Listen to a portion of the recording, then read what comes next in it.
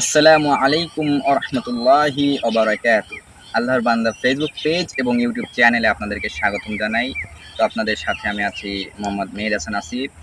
তো আজকের ভিডিওটা আমরা শুনবো কোরআন নিয়ে। তো কোরআন হচ্ছে আমাদের জীবন বিধান। এই কোরআনটা যদি আমরা অনুসরণ করে চলি তাহলে আমরা মুমিন হতে পারবো।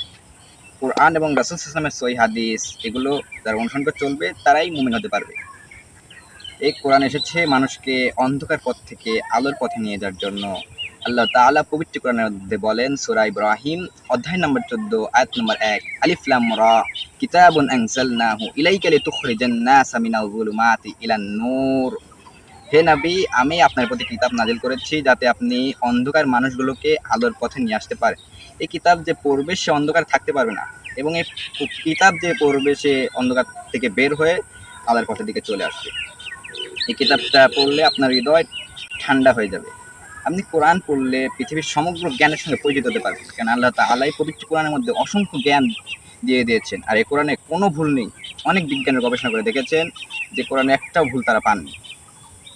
এই কোরআনে একটা ভুল নেই, কারণ আল্লাহ তাআলা পবিত্র কোরআনের মধ্যে বলেন সূরা বাকারা অধ্যায় নম্বর 2 আয়াত নম্বর 2 যালিকাল কিতাবু লা রাইবা ফিহি হুদাল লিল মুত্তাকিন। এটা সেই কিতাব যে কিতাবে কোনো ভুল নেই এবং এটি মুত্তাকিদের জন্য পথ প্রদর্শক। এবং এই কিতাব যে অনুসরণ করে চলবে সে অবশ্যই মুত্তাকি হয়ে যাবে। কিতাবটা এসেছে মানবজাতিকে হেদায়েতের জন্য এবং এই কোরআনের সকল ব্যাখ্যা দান করা হয়েছে। আল্লাহ তাআলা পবিত্র কোরআনের মধ্যে বলেন সূরা নাহাল অধ্যায় নম্বর 16 আয়াত নম্বর 89 যে ওয়ানাজ্জালনা আলাইকাল কিতাবা তিবয়ানাল লিকুল্লি শাই। আমি এই কিতাব আপনার প্রতি নাজিল করেছি এবং এই কিতাবের সকল ব্যাখ্যা দিয়ে দিয়েছি। এই কিতাবের সকল বিষয়ের প্রতি ব্যাখ্যা আছে। আপনি যদি কোরআন পড়েন আপনি বুঝতে পারবেন। এই কোরআনে আছে আকাশ সম্পর্কে জ্ঞান, আবার আছে মহাকাশ সম্পর্কে জ্ঞান, মহাকাশে কি আছে সকল কিছু এই কোরআনে বলা হয়েছে। এবং অতুর সমুদ্র গহ্বরে, সাগর গহ্বরে যা আছে সবকিছু এই কোরআনের মধ্যে উল্লেখ করা হয়েছে।